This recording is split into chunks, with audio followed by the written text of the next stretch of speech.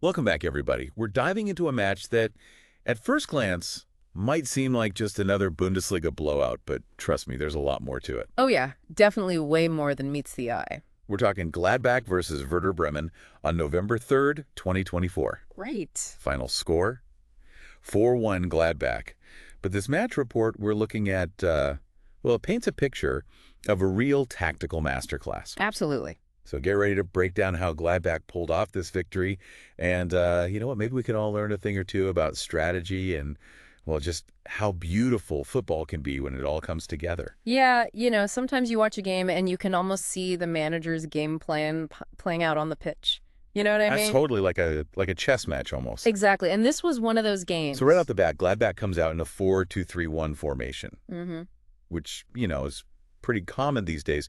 But what's interesting is how they used it to specifically target Bremen's weaknesses. Yeah, they did their homework for sure. Yeah. So Bremen, they like to play a high defensive line. Right. Push those defenders way up the field. Yeah, they're all about being aggressive, winning the ball back high up.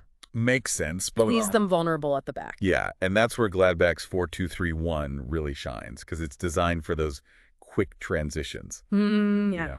Capitalizing on space. Think of it like a well-executed heist. Ooh, I like that. Gladbach knew exactly where the weak points were in Bremen's defense, and they exploited them ruthlessly. So picture this right. You're a Bremen defender, Yeah. you're upfield, you think you're in control, and all of a sudden, Gladbach's forwards are on you like a flash with a man advantage. It's like a counterattacking masterclass. And we see this play out perfectly in the 11th minute. Pléa's goal. Right. Kleindienst picks him out with a beautiful through ball. Pléa makes a run right through the heart of Bremen's defense, and it's 1-0. Textbook stuff, honestly. And before Bremen can even regroup, they're hit with another blow in the 12th minute. Oh yeah, Friedel's own goal.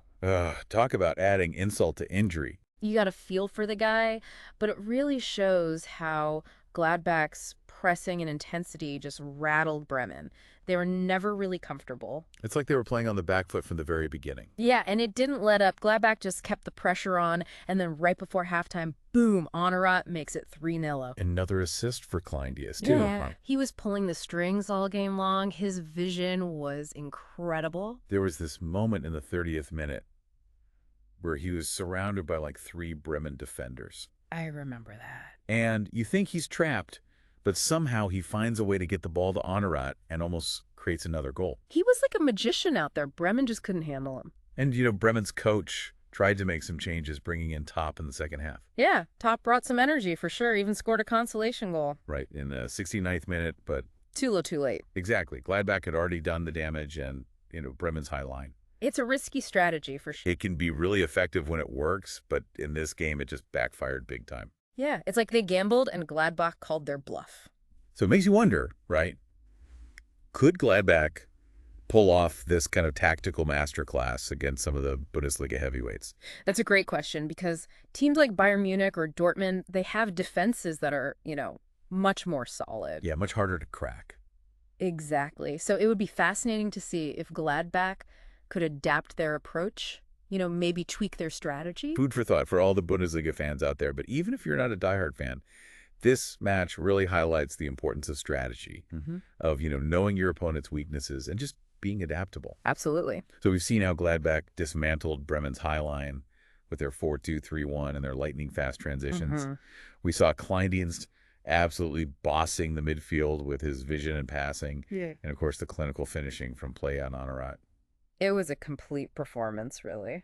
So that's it for our deep dive this week. But before we go, I got to ask. Yeah. Do you think Gladbach's approach could work against Bayern? That's the million-dollar question, isn't it? I think they'd have to adjust for sure, but they've definitely got the talent and the tactical nous to make things interesting. All right, well, we'll leave that for you all to debate in the comments. Until next time, folks.